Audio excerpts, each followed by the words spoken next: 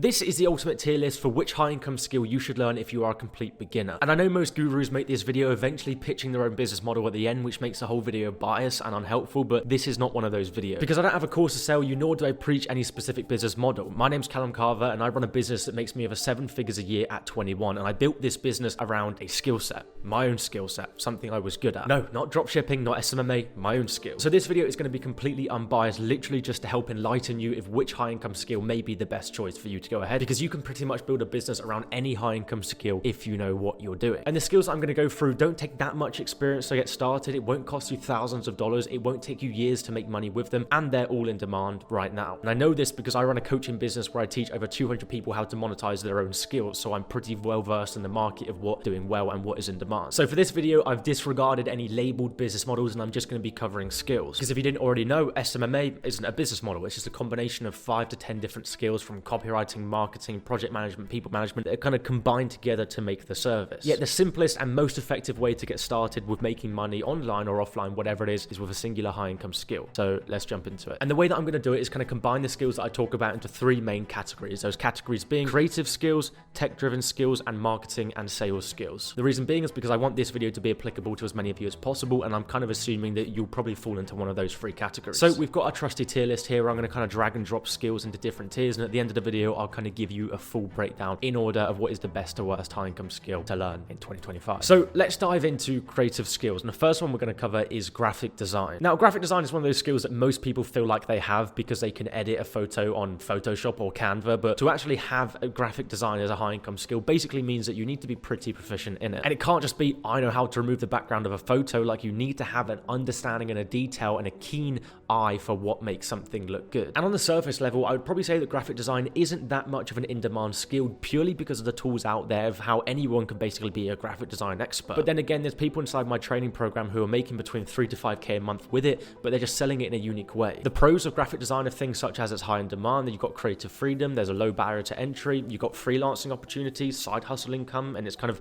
versatile across any industry. And I would probably say that the cons are that it's a pretty competitive market. There is also a steep learning curve to actually get good at graphic design, quite time consuming, it's dependent on the client, and obviously it's subjective from what someone thinks is good and bad. And just selling a service of graphic design is difficult, so you've got to really be unique about how you sell it. For example, a good way to sell it would be thumbnail design, because it's not just creating pretty images, but it's actually taking your skill of graphic design and selling it in a way in which actually generates someone a result, because the better you can create thumbnails, the more views they get on their video, the more sales they get, so on and so forth. Another way to sell the skill of graphic design is actually with creating ad campaigns. That's what Tiago is doing from inside my coaching program, where he's selling the skill of graphic design, but he's selling it to companies that are running ads, but their ad creatives aren't very good. So he helps them improve their ad creatives for their product, therefore getting them more sales, therefore making them more money, and therefore his skill is actually a very high income skill. So therefore I would probably put graphic design as C on the tier list, just because it's not crazy, but it's not that bad. The second skill we're going to go with is video editing, probably one of the most common skills that I've seen. Now, of course, there are loads of pros and cons to video editing. Pros being that it is always in demand, because as content grows and as more people want to create personal brands, more brands want to get out there on social media, video editing is something that keeps rising in demand. But because it keeps rising in demand, there's also a lot of competition around it. Everyone thinks they're a video editor when they start editing on, I don't know, fucking iMovie. So on a surface level, video editing isn't really high income because anyone can do it, anyone thinks they can do it anyway. So it's all about the way in which you sell it. So the pros of video editing is things like it's high in demand across all platforms. There's a pretty low barrier to entry. There's freelancing and career opportunities. You know, you've got rapid growth potential if you can get in the right market. Cons being that it's quite competitive. It's a pretty time intensive skill to actually have, a lot of repetitive work. It does cost a bit of money to get advanced tools to actually make you a good video editor. And of course, another con being that you are kind of trading your time for money, because obviously it's quite time intensive. But again, it all comes back to how you sell it. For example, we have people inside the inner circle who have the skill of video editing and are making 10K plus a month from it. For example, one of my top students, Samuel, is a video editor, but he sells it in a very unique way, where he positioned himself as a high-end luxury video editor. So now he works with startup companies who have big budgets that want to spend on content to get themselves out there, and he can make between 4 to 6 to 7K per project per client. On the other side of the coin, though, you'll have people working with gaming YouTubers, helping them edit their streams into YouTube videos, and those people won't make much money because the gaming YouTubers, it isn't a life or death for them. So if you want to make a lot of money with video editing, you need to really try and find a market that really needs video editing. So in summary, I think just because of the versatility of video editing and how you can apply it to any market and how you can help anyone solve any problem, I would probably give it a B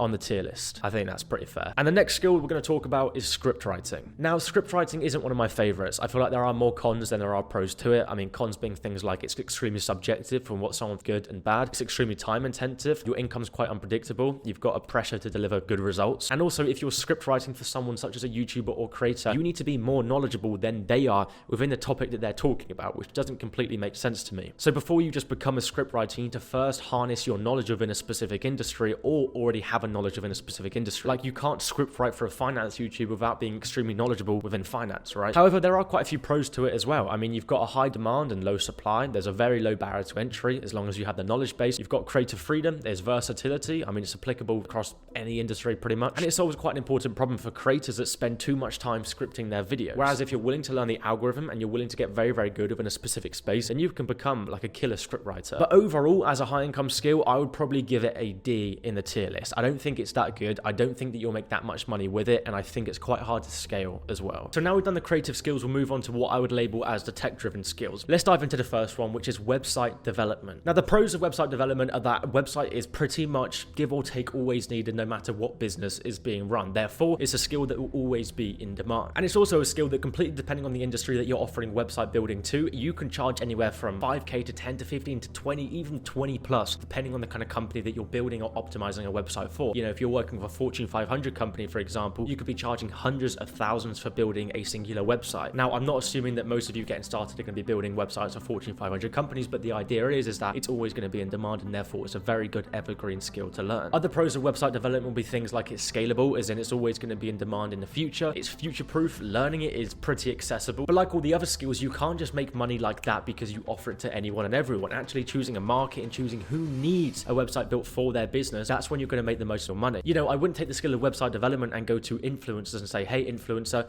you need a website built, because the fact that the majority of them don't have websites is a tell that they don't actually need it. Building websites for companies that need it, or even kind of twisting the service and making it a funnel building service instead, which is essentially a website that is designed to convert traffic, that is something that you can charge a lot of money for, because again, it delivers a direct result for the person that you're selling it to. You've just got to identify the market that needs it. However, there are some cons to website development, things such as it is a reasonably steep learning curve. I'm not saying it's difficult to learn, but I am saying that it will require practice over and over and over again until you get proficient at it. The competition is reasonably high. It is quite time intensive. Clients are always quite demanding when it comes to websites, and it does require quite a decent level of complex problem solving, especially if you're starting to stack skills on top of it, such as conversion rate optimization or SEO. But due to the fact that it's a very, very good base level skill to learn, and you can stack SEO, conversion rate optimization, funnel building on top of it, I would probably give it like, let's put it at B for now, and I may just move it later on. Now, the next skill we're going to cover is AI automation, one of my current favorites, just because of the fact that, number one, AI has that wow factor within the market, no matter what market you're selling it to, which is fantastic. It makes it very easy to sell because it has that initial sell factor. And when I say AI automation, I mean this can be done in so many ways. It's basically using tools or softwares to help businesses make their life easier. It could be to save them time,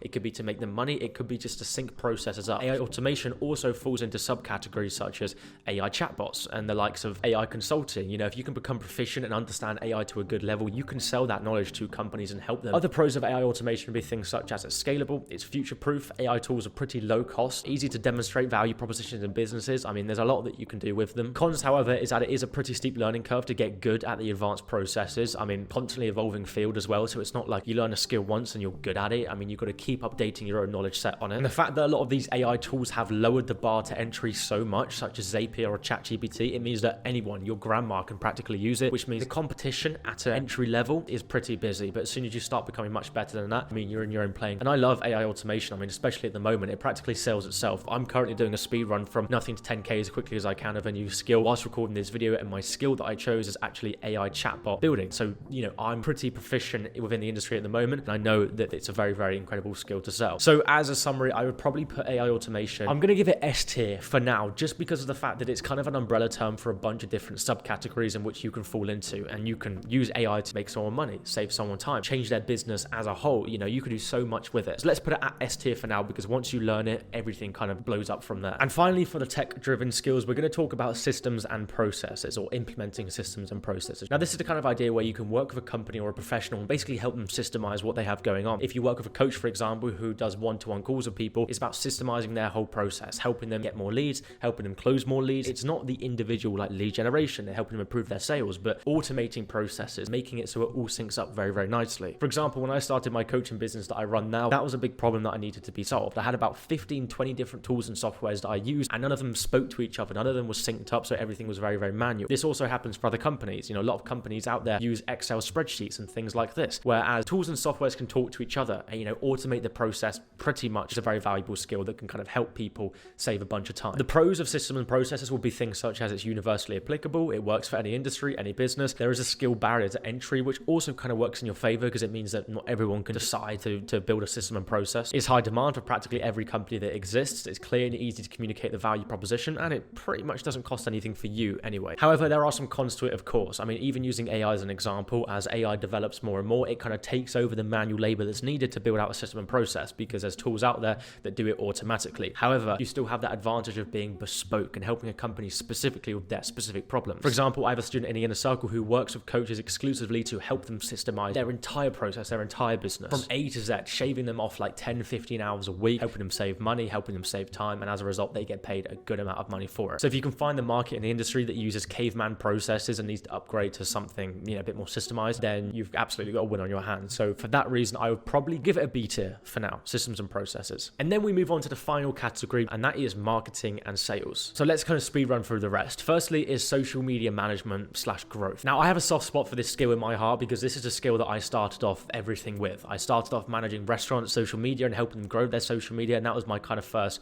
entry to online business. But of course, it's not one of those skills that you can sell 4, 5, 6K a month just because of the fact that social media management and growth doesn't really mean much unless you can tie it to a specific outcome. Now, of course, I was working with restaurants, right? And it's quite obvious in that case why it doesn't mean much, because helping them grow their Instagram doesn't mean that their restaurant's going to blow up. And also, you can't tell that someone's coming to the restaurant today and ordered a meal because of the fact that they saw you on Instagram. It's very hard to measure that. But on the flip side, as a pro, pretty much every company needs a social media presence, especially if they're working in the modern day era. So your focus, if you were to learn this skill, should be on the fact of how can you take social media management and growth, turn it into a results-driven skill. So not just be a convenience where it's like, oh yeah, it's quite nice to have my social media managed, it's quite nice to have posts on demand. It's actually something that generates a specific result. So instead of social media growth, for example, it can be around content enhancement, helping a company or a restaurant or a professional deliver or achieve more of what they want to achieve. You'll still be managing their socials, still be growing it, but it's all about how you can frame them in the right kind of light. For example, there's a student in the inner circle who exclusively works with like TV stars who have a big following, and he helps them manage that following and actually convert that following into money. The only problem is, I suppose, with social media management is that that's not really universal. That doesn't apply to everyone. And for that reason, I would probably give it a C on the tier list. Next, we have media buying. And essentially, this is the process of running ads on platforms such as Facebook, such as Google, such as TikTok. Instagram falls into Facebook. It's actually the process of running ads for someone, a company, a professional, an individual. Now, media buying is one of those skills that is always going to be very, very valuable just because of the fact that your skill directly results in someone making more money. That is the whole entire kind of goal of it. And because of that, the pros are things like it has a clear, measurable return on investment. It's a very in-demand skill because 90% of companies run through ads. Your income is also very scalable because you can charge retainers, you can charge based on performance. It works in practically any niche, and there's lots of options for different platforms that you can use and kind of become very, very good at. For that reason, it's always going to be one of the best skills there are. However, there are some cons. Cons are things such as it has a very steep learning curve, which means that you actually need to be very, very good at it if you want to stand out in the space. Quite high pressure as well. Like, everything is on you to deliver a good result. However, it's not always in your control in terms of how the ads perform. A platform could shut down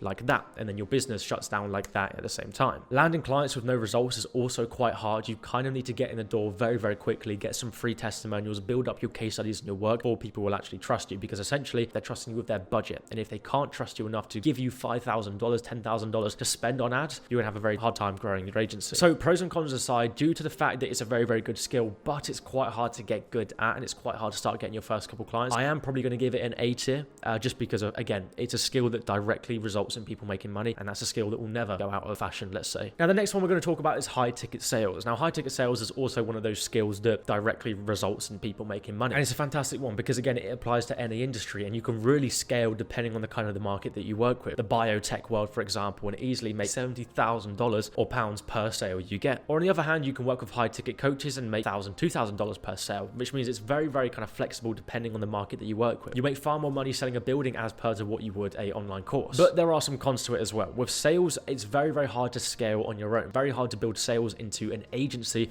until you have a lot of experience. So what I'm trying to say is that with the skill of sales, there is a very long kind of setup process where before you actually kind of detach yourself from it, you are working 9 to kind of 5. You know, you're trading your time for money very, very directly until you get to the point of where you have some experience with sales. And at that time, you can start to build out an agency and you can start to hire people who work underneath you, and you become a sales manager and you manage other people. And that point, at that time, that's when you can detach yourself from it and you can really build an agency out of it. And of course, sales has a reasonably steep learning curve. You learn through practice, but in order to get practice, you need to have some results. So it's one of those kind of chicken or the egg situations where, cool, I want to get into sales, but to get good at sales, you need to practice in sales. And practice in sales, you need to be good at sales, you know? So you have to kind of find a good entrance into the door. But nonetheless, just because of the fact that sales is always going to be in demand, I'll probably give it A tier. Again, sales is sales. But the only reason it's not an S tier is because you are trading your time directly for money until you become very, very good at it. And the final skill, which is remote appointment setting, or we'll also call it lead generation, which is essentially the process of generating leads and booking calls for someone to close those leads and turn them into clients, turn them into money. Now, focusing on appointment setting, essentially what you are doing is you are taking leads that are given to you and you are warming them up and you are conversating with them in order to make sure that they are primed to jump on a call with the closer. And again, this works in any industry you want. It's a very, very popular skill to have in industries such as online coaching, but also works with commercial property sales, for example. Quite similar to the skill of sales, remote appointment setting or appointment setting, remote just basically means you can work from anywhere. It's fantastic, but it is something where you have to trade your time directly for money, especially when you're getting started. Like, it's very hard to just jump into appointment setting and detach yourself from it at the same time. You know, you have to first get good at it before you start to build an agency around it, because if someone was going to come to me and say, hey Callum, I have an appointment setting agency, I'm going to say, cool, what experience do you have with appointment setting? You say, I have no experience with appointment setting, that's going to be an instant no for me. And of course, just for your own skill set, you know, it's very difficult to deliver a good result for someone if you're not very good at the skill. So that is the same kind of problem with sales, is that you have to first do it for about 4, 5, 6 months before you can detach yourself from it. Otherwise, getting started, you're trading your time for money. There are some other cons to it, being things such as it's very repetitive, it's quite competitive as well. You get a lot of rejection and burnout, a lot of people saying no. It's results driven, it's dependent on the lead quality as well, which means it's not always in your control, in your hands. But it is also a very, very good stepping stone to get into sales. Once you can start to book appointment, then you can learn the skills of selling to those appointments and actually making money out of them, which works very well. We have a student inside the Inner Circle who is doing exactly that. Currently, he is kind of harnessing his skills on appointment setting, and about a month or 2 months later, he's then going to build an agency around it when he has some case studies and some testimonials to basically prove that he knows his shit and he knows what he's doing, and at that point, he will turn it into a fantastic agency. And for that reason, I'll give appointment setting, I would probably say a C, just because of the fact that it's a long period before you get good at it. It's very easy to learn, but again, it's very hard to detach yourself from it. So in terms of turning a high income skill into a business, it's going to take some time. And so that is the high income skill tier list. This is the order that I put them in, and this is probably the order that I would recommend that you learn. Again, being AI automation and things like that, just because of the fact that once you do learn it, you can sell it for an absolute fortune, and the rest will follow. But it's not to say that none of them are bad. You can sell any skill for as much money as you want, as long as you sell it to the right person with the right framework. And if you actually want to know what that kind of framework is I've been talking about that's going to help you sell that skill, check out this video that you see on screen. It's an hour-long course. It's basically going to teach you how to turn any skill into a profitable business. So take any skills that I mentioned here and turn it into a cash flowing machine. So click the video to learn more. You will regret it if you don't, and I'll see you there. Cheers.